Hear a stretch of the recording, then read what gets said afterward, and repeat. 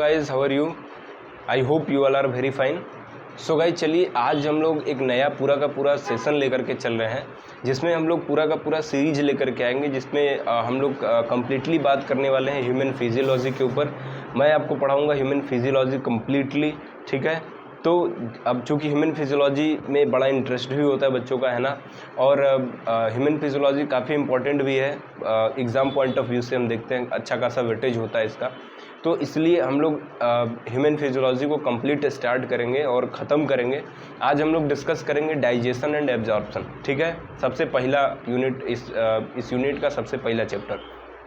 तो डाइजेशन और एब्जॉर्प्शन में हम लोग डिस्कस करने वाले हैं। सबसे पहले हम लोग डिस्कस करेंगे भाई डाइजेशन क्या है, उसका एब्जॉर्प्शन, यानी कंप्लीट जनरली इसमें हम बात करेंगे। ह्यूमन फिजियोलॉजी की बात कर रहे हैं तो ह्यूमन के कंडीशन में ही बात करेंगे, ये तो इतना तो क्लियर होना चाहिए, ठीक है। तो चलिए फटाफट से आ जाइए, लग जाइए हमारे साथ।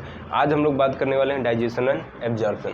भाई डाइजेशन की बात कर रहे हैं तो सबसे पहले ये समझ में आना चाहिए कि अगर डाइजेशन की हम लोग बात कर रहे हैं तो किसके डाइजेशन की बात कर रहे हैं? फूड के, है ना, भोजन। तो डाइजेशन की बात किसके कर रहे हैं? फूड के, ठीक है। फूड डाइजेस्ट हो रहा है। फूड क्या होता है भाई? फूड क्या है हम जानते हैं, food is the organic substance. ये क्या है? ऑर्गेनिक मटेरियल है, ऑर्गेनिक मटेरियल है, ठीक है। ऑर्गेनिक मटेरियल है तो ये क्या करता है? हमको एनर्जी देता है। क्या देता है? एनर्जी। ये एनर्जी कहाँ काम आती है? अगर हम बात करें तो हम देखेंगे कि एनर्जी कहाँ काम आती है? ग्रोथ में और बॉडी बिल्डिंग में, ठीक है, और repairing of tissue, repairing of tissue, ठीक है। इतनी सी बात एकदम क्लियर होनी चाहिए कि भाई कहाँ कहाँ यूज़ हो रहा है, ठीक है। तो भोजन क्या है हमको याद होना चाहिए, ऑर्गेनिक मटेरियल है जो कि हमको एनर्जी प्रोवाइड करा रहा है, ठीक है। और कहाँ कहाँ पे यूज हो रहा है इसका? ग्रोथ में, बॉडी बिल्डिंग में और रिपेयरिंग ऑफ टिश्यू में, ठीक है। इसके बाद हम लोग जरा देखते हैं कंपोनेंट ऑफ फूड, ठीक है। कंपोनेंट ऑफ फूड की बात करते हैं, यानी भोजन में कंपोनेंट कौन कौन से हैं। एक अच्छा जनरल देखो, हम लोग ना एकदम बेसिक से स्टार्ट करने वाले हैं। We have to be start with basic, ठीक है, और एकदम स्टैंडर्ड लेवल पे चलेंगे। तो हम लोग एकदम छोटी छोटी सी चीज़ों को लेकर के चलेंगे ताकि कुछ भी ना छूटे, ठीक है। तो हम लोग आज बात करेंगे, पहले यहाँ पे स्टार्ट करते हैं कि component of food, component of food.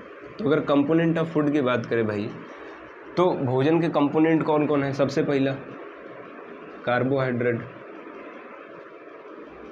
ये सब जूनियर क्लासेस में, एकदम लोअर क्लासेस में पढ़ चुके हैं। कार्बोहाइड्रेट, ठीक है। दूसरा फैट, ठीक है। और तीसरा की बात करें तो इसके बाद क्या होगा हमारे पास? विटामिन्स, ठीक है, प्रोटीन्स और लास्ट में मिनरल्स, ठीक है। तो ये हमारे भोजन के क्या हैं? घटक हैं। कौन कौन से हैं भाई? कार्बोहाइड्रेट, फैट, विटामिन, प्रोटीन और मिनरल्स, ठीक है। ये हमारे भोजन के क्या हैं? घटक है। अब जरा देखो, अगर हम कार्बोहाइड्रेट की बात कर रहे हैं तो कार्बोहाइड्रेट और फैट ये दोनों के दोनों क्या है? ये एनर्जी फूड है। ये हमारा क्या है? एनर्जी फूड, ठीक है। यानी इन भोजन से हमको क्या मिलती है? ऊर्जा प्राप्त होती है। एनर्जी फूड, इससे हमको क्या होती है? ऊर्जा प्राप्त होती है। उसके बाद अगर हम विटामिन की बात करें तो ये क्या है? किस में हेल्प करता है? बॉडी बिल्डिंग में। किस में हेल्प करता है भाई? बॉडी बिल्डिंग में, ठीक है। बॉडी बिल्डिंग, शरीर बनाने में, बॉडी बिल्डिंग में हेल्प करता है।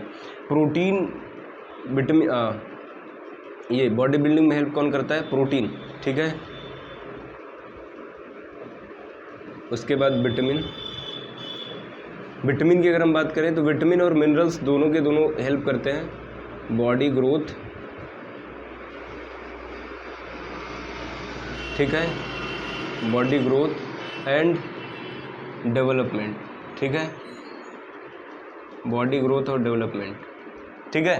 तो याद रखेंगे भाई कार्बोहाइड्रेट एनर्जी फूड है, प्रोटीन बॉडी बिल्डिंग में हेल्प कर रहा है, विटामिन और मिनरल्स बॉडी ग्रोथ और डेवलपमेंट में हेल्प कर रहे हैं। ठीक है, एकदम छोटी सी बात है, जूनियर क्लास में पढ़ के आए। इसका एग्जांपल अगर देखना चाहेंगे तो भाई कार्बोहाइड्रेट, ग्लूकोज हम लोग पीते हैं, ठीक है, that are the monomer of carbohydrate. उसके बाद प्रोटीन की बात करें तो प्रोटीन शेक, जो बॉडी बिल्डिंग वाले लोग होते हैं प्रोटीन शेक वगैरह पीते हैं ना, तो बॉडी बिल्डिंग में हेल्प करता है। विटामिन और मिनरल्स जो होता है बॉडी ग्रोथ, डेवलपमेंट, इम्यूनिटी, इन सारी चीज़ों में हेल्प करता है। ठीक है, तो ये हमारे कंपोनेंट ऑफ फूड है। अब इसके बाद अगर हम एक और बात करें कि भाई ये हमको मेन जो बात करना है वो डाइजेशन की बात करना है। ठीक है, तो अगर हम डाइजेशन की बात करते हैं तो ज़रा देखते हैं यहाँ पे digestion, what is the digestion. Digestion कहेंगे किसको हम, ठीक है, डाइजेशन है क्या। तो अगर हम डाइजेशन की बात करें तो बहुत ही सिंपली हम बात करेंगे, बहुत ही सिंपली कि डाइजेशन क्या है भाई, it is the simple process. ठीक है, ये क्या है, एक सिंपल है नहीं एक्चुअली, ठीक है, या सीधे लिखते हैं process in which organic food, जो कि क्या है, कॉम्प्लेक्स है, complex organic food is converted into simple absorbable form. Simple, ठीक है, पहला तो सिंपल होगा, दूसरा एब्जॉर्बेबल होना चाहिए। ठीक है, simple absorbable form, simple absorbable form. ठीक है, बॉडी उसको एब्जॉर्ब कर सके, उस फॉर्म में वो चेंज हो जाएगा। इसी प्रोसेस को हम क्या बोलते हैं भाई, डाइजेशन। ठीक है, अब जरा इसको समझ लेते हैं, बहुत बड़ी बात नहीं है। ठीक है, कि इसमें क्या नहीं समझ में आ रहा है। अब जरा देखो, अगर मैं बोल रहा हूँ जैसे हमने क्या करा, अब देखो डाइजेशन केवल ह्यूमन बीइंग में नहीं होता है, डाइजेशन हर ऑर्गेनिज्म के अंदर हो रहा है। जितने भी लिविंग ऑर्गेनिज्म है सारे के सारे डाइजेशन कर रहे हैं, चाहे वो अमीबा हो, चाहे वो फंजाई हो, चाहे वो ब्रेड मोल्ड हो, ठीक है, चाहे वो हम इंसान ही क्यों ना हो या कोई भी एनिमल हो, ठीक है, प्लांट हो, प्लांट के अंदर भी डाइजेशन का प्रोसेस चल रहा है। तो एक्चुअली में डाइजेशन का मतलब क्या है, इसको ज़रा समझते हैं। डाइजेशन का मतलब होता है कि हम जैसे कोई ऑर्गेनिक फूड है, ठीक है, जैसे कार्बोहाइड्रेट है, तो कार्बोहाइड्रेट को क्या करेंगे, एब्जॉर्बेबल, सिंपल एब्जॉर्बेबल फॉर्म में लेके जाएंगे। जैसे कार्बोहाइड्रेट से हम क्या बनाते हैं, ग्लूकोज, प्रोटीन से क्या बनाते हैं, अमाइनो एसिड, फैट से क्या बनाते हैं, फैटी एसिड। ठीक है, तो इन सब को डाइजेस्ट करने का एक प्रोसेस है, यानी कॉम्प्लेक्स सब्सटेंस को लेंगे, उसको सिंपल एब्जॉर्बेबल का मतलब है वो फॉर्म जिसको बॉडी एक्सेप्ट करे। ठीक है, कार्बोहाइड्रेट को डायरेक्ट बॉडी एक्सेप्ट नहीं करेगा। तुमने आलू खा लिया तो बॉडी के अंदर डायरेक्ट आलू तो नहीं चला जाएगा, उसका कार्बोहाइड्रेट जाने वाला है, उसके अंदर जो कार्बोहाइड्रेट है बॉडी उसको एक्सेप्ट करेगा। आलू से हमको कोई मतलब नहीं, ठीक है, इनफैक्ट टेस्ट से भी हमको कोई मतलब नहीं, हमको केवल और केवल किससे, कंपोनेंट से मतलब है। ठीक है, तो हम अगर बात कर रहे हैं कि सिंपल, तो कॉम्प्लेक्स से सिंपल में बदलने या एब्जॉर्बेबल फॉर्म में बदलने के प्रोसेस को हम क्या बोलते हैं भाई, डाइजेशन बोलते हैं। इतनी सी बात याद रखनी है। ठीक है, अभी इसके बाद हम देखेंगे कि अगर डाइजेशन होता है ह्यूमन के अंदर तो डाइजेशन कहाँ हो रहा है, तो हम बोलेंगे डाइजेशन कहाँ होता है, डाइजेस्टिव सिस्टम के अंदर होता है। डाइजेशन कहाँ होगा, digestion occurs in digestive system. ठीक है, डाइजेशन कहाँ होगा, ऑकर्स इन डाइजेस्टिव सिस्टम। ठीक है, डाइजेस्टिव सिस्टम के अंदर, डाइजेस्टिव सिस्टम के अंदर हमारा डाइजेशन हो। तो अब हम लोग देखते हैं डाइजेस्टिव सिस्टम क्या होता है। इतना से फटाफट से देख लो, कर लो, फिर आगे बढ़ते हैं। तो चलिए भाई, अब हम देखते हैं कि अगर हमारा डाइजेशन हो रहा है तो डाइजेशन कहाँ हो रहा है, हमारे डाइजेस्टिव सिस्टम में। ठीक है, अच्छा, डाइजेस्टिव सिस्टम को हम बहुत तरीके से पढ़ते हैं, बट यहाँ पे जो हम पढ़ेंगे वो इसका फिज़िकल यानी कि मैकेनिकल और बायोकेमिकल मेथड जो है उसको पढ़ना है हमको। ठीक है, तो डाइजेस्टिव सिस्टम का क्या पढ़ना है, मैकेनिकल एंड बायोकेमिकल मेथड।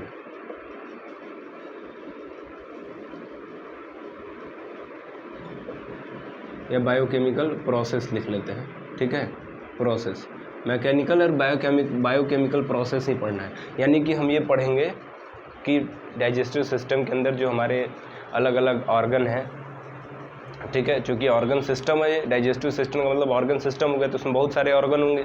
ठीक है, तो डाइजेस्टिव सिस्टम के अंदर जो बहुत सारे ऑर्गन हैं, ठीक है, उनका स्ट्रक्चर कैसा है, वो काम कैसे करते हैं, उनके टोटल पार्ट्स कितने हैं, और उसके बाद उसमें बायोकेमिकल प्रोसेस क्या हो रहा है, यानी कि उसमें कौन से एंजाइम सिक्रीट हो रहे हैं, क्या डाइजेशन हो रहा है, ये पढ़ना है। ठीक है, तो इतना चीज़ हम डिस्कस करेंगे केवल। तो डाइजेस्टिव सिस्टम में अगर हम देखें तो डाइजेस्टिव सिस्टम में दो पार्ट है, एक तो हमारा एलिमेंट्री कैनाल है, दूसरा क्या है, उसके साथ एसोसिएटेड ग्लैंड्स है। दो चीज़ें हैं, सबसे पहला क्या है, एक तो हमारा एलिमेंट्री कैनाल है,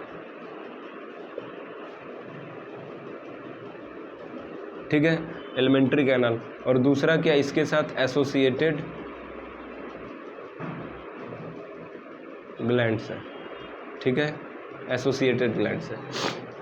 एलिमेंट्री कैनाल की अगर हम बात करें तो एलिमेंट्री कैनाल हम पढ़ते हैं क्या है, it is the tubular opening from mouth to anus. ठीक है, माउथ से लेकर के एनस तक क्या है, एक ट्यूबुलर ओपनिंग है। ठीक है, तो एंटीरियर और पोस्टीरियर की बात करें तो हम बात करते हैं anterior opening mouth, posterior opening anus. ठीक है, तो एलिमेंट्री कैनाल में याद रखेंगे हम एंटीरियर ओपनिंग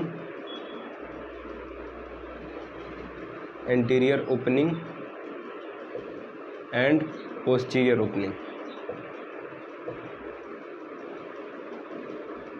ठीक है, एंटीरियर ओपनिंग क्या है भाई, माउथ, पोस्टीरियर ओपनिंग क्या है, एनस। ठीक है, इसीलिए हम क्या लिखते हैं कि alimentary canal is the tubular structure. ठीक है, it is the tubular structure.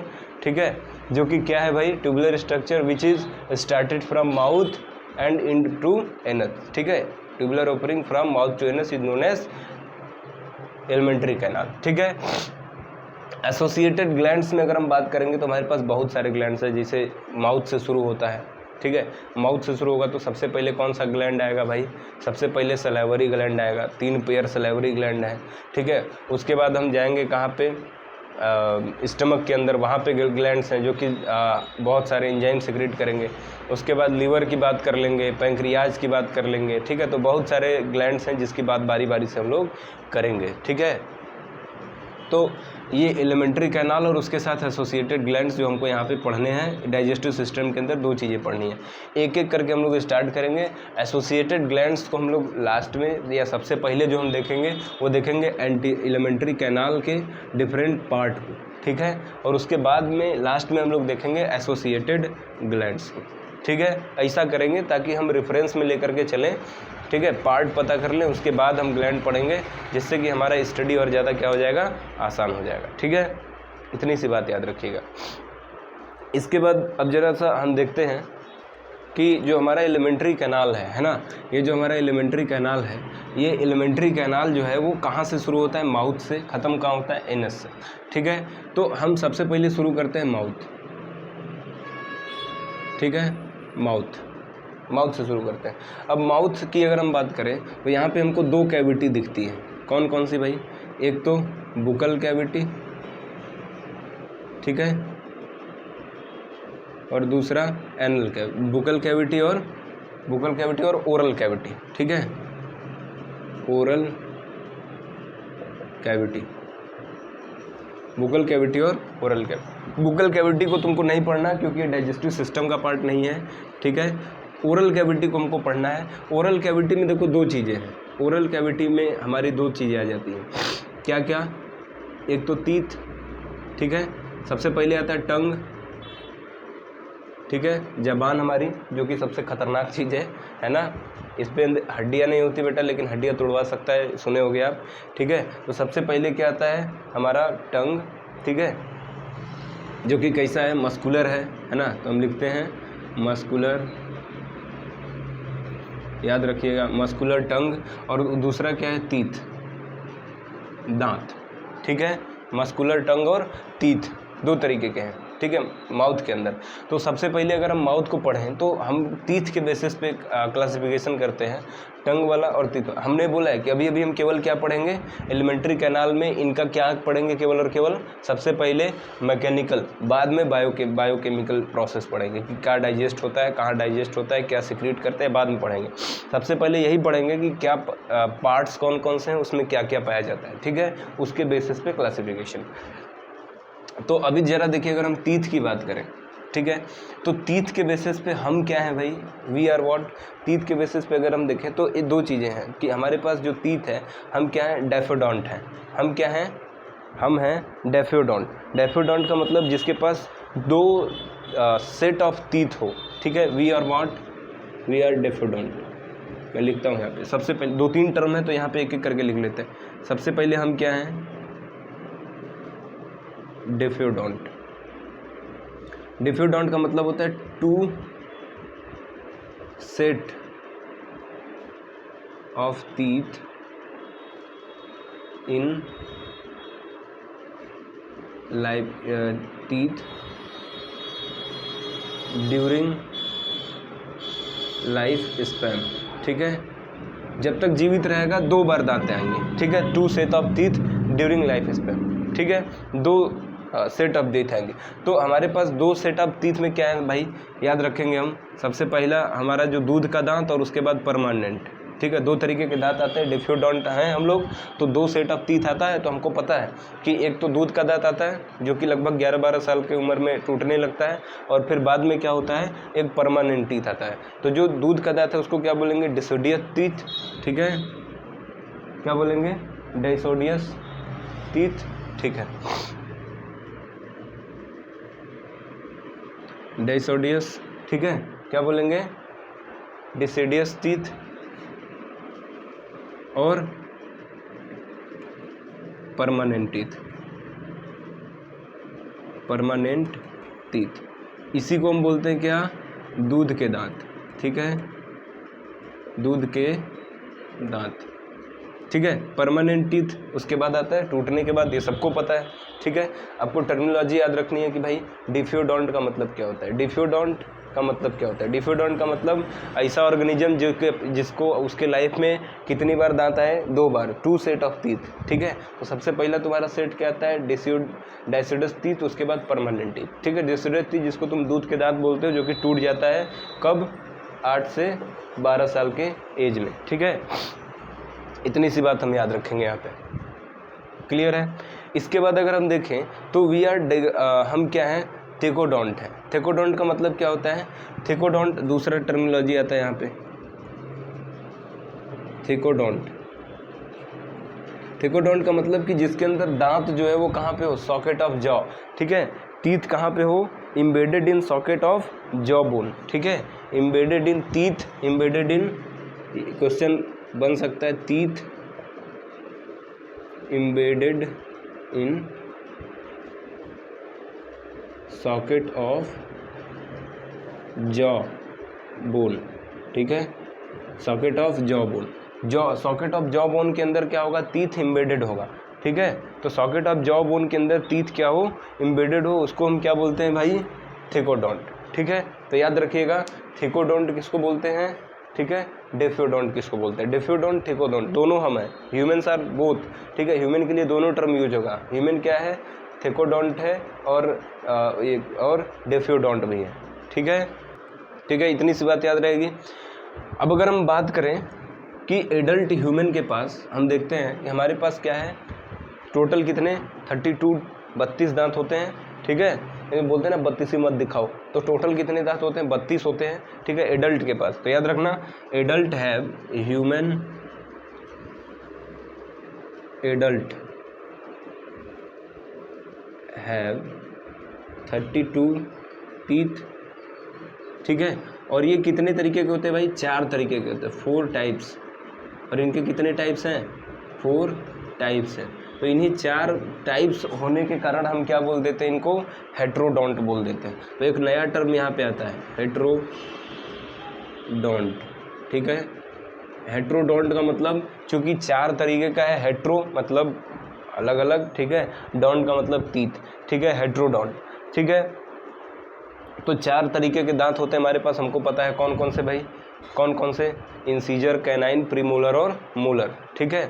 एकदम बेसिक में पढ़ा रहा हूँ, ऐसा कुछ नहीं कि बहुत बड़ी बात पढ़ा रहा है, ठीक है। तो ह्यूमन एडल्ट है 43 टीथ, टोटल कितने 32 टीथ, जिसमें से 32 4 तरीके के हैं, ठीक है, इसलिए 16 ऊपर 16 नीचे, तो 4 तरीके के, जिसके कारण हम इनको क्या बोल रहे हैं, हेट्रोडोंट। तो ये तीनों टर्मिनोलॉजी याद रखो, ये तीनों ह्यूमन बींग है, क्या है, डेफियोडोंट है, थिकोडोंट है और हेट्रोडोंट भी है, ठीक है।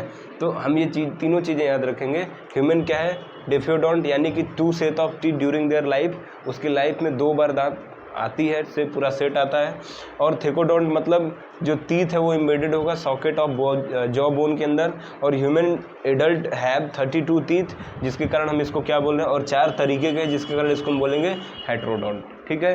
इतनी सी बात याद रखिए। इसके बाद हम आते हैं टीथ फार्मूले के ऊपर, ठीक है।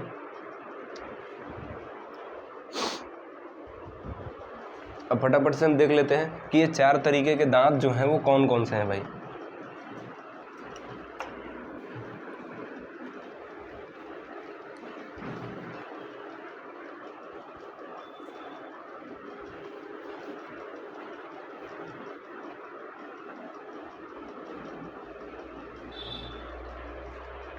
ठीक है, ये 4 तरीके के जो हमारे टीथ हैं वो कौन कौन से हैं, 4 टाइप्स।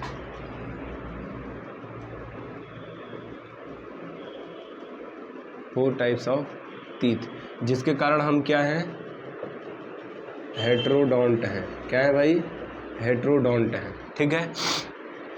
ये 4 तरीके के दांत हमारे पास हैं, जिसके कारण हम क्या हैं, हेट्रोडोंट हैं, ठीक है। ये 4 तरीके के कौन कौन हैं, सबसे पहले अगर हम इसको बांटे तो ये 4 तरीके के कौन कौन हैं।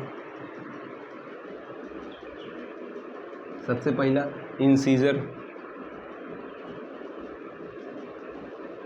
दूसरा कैनाइन, तीसरा प्रीमोलर और चौथा मोलर, ठीक है। इंसीजर, कैनाइन, प्रीमोलर और मोलर। इंसीजर को आई से दिखाएंगे, कैनाइन को सी से दिखाएंगे, मोलर को प्रीमोलर को PM से दिखाएंगे और मोलर को कैपिटल M से दिखाएंगे, ठीक है। इंसीजर, कैनाइन, प्रीमोलर और मोलर, ठीक है।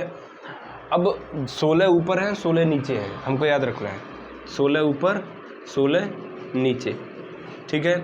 तो 16 ऊपर 16 नीचे में हम कैसे डिवाइजेशन देते हैं भाई, I, C, PM और M, ठीक है।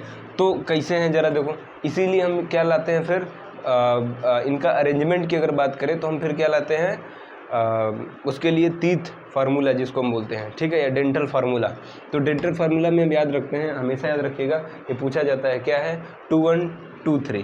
तो 2 1 2 3 कितना हो गया, 3 2 5 1 6 2 8, ठीक है। ये एक तरफ का है, ठीक है। तो टोटल कितने हो जाएंगे, अभी यहाँ देखिए 2 1 2 3, ठीक है। तो ये हमारा क्या है, डेंटल फार्मूला, इसको हम क्या बोलते हैं, याद रखिएगा हमेशा। तो ये टोटल कितने हो जाएंगे, इंसीजर, कैनाइन, प्रीमोलर, मोलर अगर हम बात करें सीधे सीधे, तो टोटल कितने हैं भाई, 4, ठीक है, 2 4 6, 4 2 4 6, ठीक है। ये टोटल ऐसे हैं।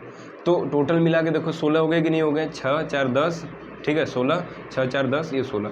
तो टोटल 16 ऊपर 16 नीचे, ठीक है, 16 अपर जा 16 लोअर जा, ठीक है, ऐसे है। इसी को मिला करके हम क्या बनाते हैं,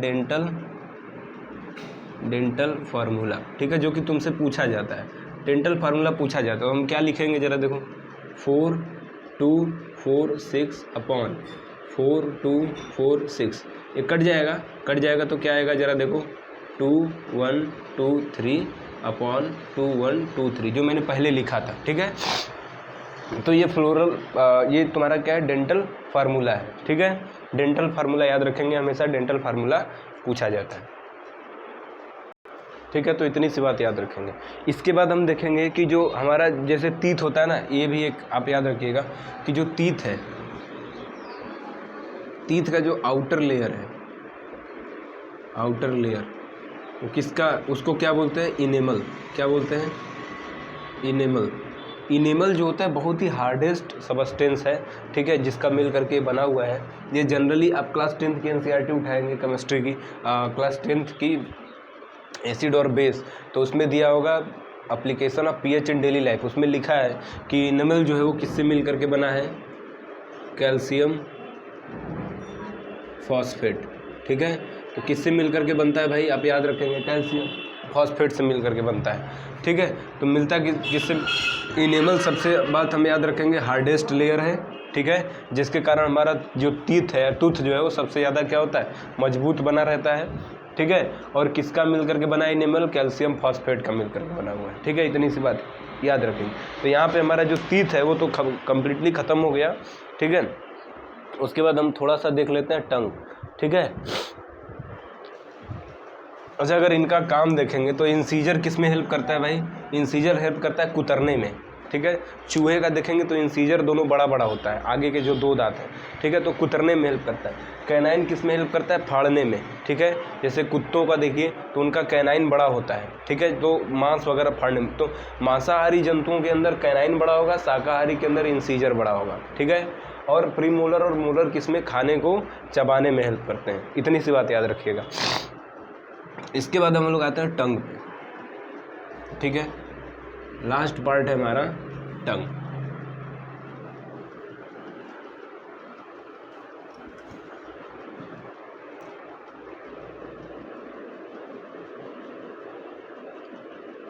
ठीक है, टंग। अब जरा सा याद रखेंगे कि जो टंग है, ठीक है,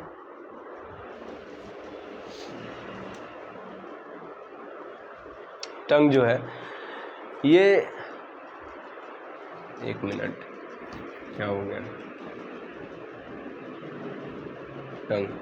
ठीक है, जो हमारा टंग है ना, ये एक्चुअली में क्या है, इसके ऊपर बहुत ज़्यादा नहीं है, 2 चीज़ें होती हैं। एक तो क्या होगा, हमको मिलेगा पेपिलाई, दूसरा टेस्ट बर्ड मिलेंगे। ठीक है, यही 2 चीज़ें मिलती हैं। एक तो क्या मिलेगा, पेपिलाई, और दूसरा क्या मिलेगा, टेस्ट बर्ड्स। ठीक है, टेस्ट बर्ड अलग अलग जगह पे होते हैं। जैसे ये, अगर ये हमारा जीभ है ना, तो यहाँ पे अलग टेस्ट बर्ड होगा, यहाँ पे अलग होगा, तो जिससे हम अलग अलग स्वाद को क्या कर सकते हैं, पता कर सकते हैं। टेस्ट बर्ड, पेपिलाई क्या है, ये डॉट लाइक स्ट्रक्चर होते हैं। ठीक है, डॉट लाइक स्ट्रक्चर है। ठीक है, और टेस्ट बर्ड किस में हेल्प करते हैं, टेस्ट लेने में हेल्प करते हैं। ठीक है, अगर हम टंग की बात करें तो ये क्या है, मस्कुलर ऑर्गन है, मूवेबल मस्कुलर ऑर्गन। ठीक है, मूवेबल मस्कुलर ऑर्गन है। ठीक है, और अगर मैं बात करूं कि ये कहाँ से अटैच है, तो अटैच होता है कहाँ से, attach to the floor of oral cavity. ठीक है, ये कहाँ से अटैच होता है भाई, टंग कहाँ से अटैच होता है, attach to the floor of oral cavity, attach to the floor of oral cavity, जिसको हम क्या बोलते हैं, फ्रेनुलम बोलते हैं। क्या बोलते हैं, फ्रेनुलम, ये है फ्रेनुलम। ठीक है, तो आप ये एक नाम याद रखोगे, पूछा भी जा चुका है। ठीक है, कि व्हाट इज़ द, जिस जहाँ से हमारा टंग अटैच होता है, ठीक है, उसको क्या बोलते हैं, तो हम क्या बोलेंगे, इसको फ्रेनुलम बोलेंगे। ठीक है, इतनी सी बात आप याद रखेंगे। टंग के लिए बहुत कुछ नहीं याद रखना। टंग में 2 चीज़ें, पैपिला और टेस्ट बर्ड। पैपिला क्या है, डॉट लाइक स्ट्रक्चर है। ठीक है, टंग क्या है, मूवेबल मस्कुलर ऑर्गन है, और अटैच होता है कहाँ पे, फ्लोर ऑफ ओरल कैविटी। ठीक है, ओरल कैविटी के फ्लोर से अटैच होता है। तो जिस जहाँ से अटैच होता है उस पर्टिकुलर पॉइंट को हम क्या नाम देते हैं, फ्रेनुलम। ठीक है, इतनी सी बात याद रखिएगा। तो यहाँ पे हमारा एक आज का जो क्लास है वो ख़त्म होता है। इसके बाद हम लोग बात करेंगे अगला डाइजेशन इन या स्ट्रक्चर ऑफ स्टमक, है ना, वहाँ पे बात करेंगे। स्मॉल इंटेस्टाइन, लार्ज इंटेस्टाइन, धीरे धीरे करके हम लोग पहुँचेंगे।